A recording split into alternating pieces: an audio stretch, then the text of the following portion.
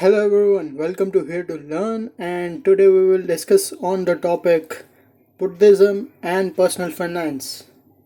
Money is numbers and numbers never end. If it takes money to be happy, your search for happiness will never end. A Buddhist economic system has its foundation in the development of a cooperative and harmonious efforts in group living. Selfishness and greed chasing have to be eliminated by developing a man himself. Lord Buddha believed that a jug fills drop by drop and hence based all his teaching on the Four Noble Truths, following which would lead a person to attain heaven, both in personal and financial.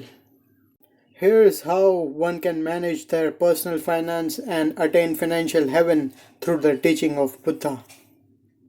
Our first lesson will be suffering, dukkha. According to Buddha, neither the world nor its inhabitants are perfect. This indicates that we will have to undergo pain, suffering, loss, and disappointment in our life, which is called dukkha. Therefore, the best way to live life is to accept this factor. Similarly, in personal finance, also we need to keep it realistic and keep the fact that loss and disappointments are inevitable.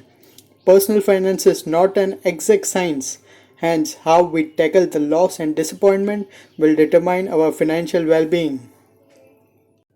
Our second lesson, cause of suffering, samudaya.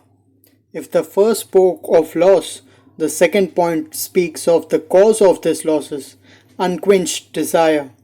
Buddhism states that the relentless desire and the suffering tagged with it has its source in greed, hatred, and ignorance. In personal finance also, what needs to be learned from this teaching is that money, property, and asset can also be lost or might face a loss of value. Our third lesson, end of suffering, Nirodha. Buddhists believe that putting an end to suffering is achievable once the cause of it is discovered. The way to attain heaven is by ending all worldly pleasures.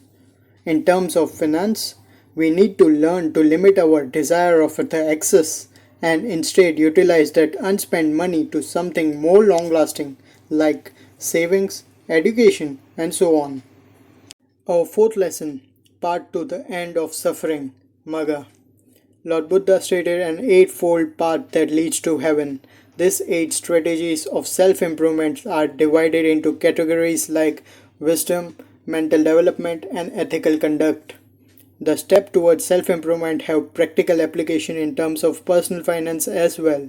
In our finance as well, we need to be ethical, patient, generous, and watch what we say or do. Yes, I end the video and thank you for listening.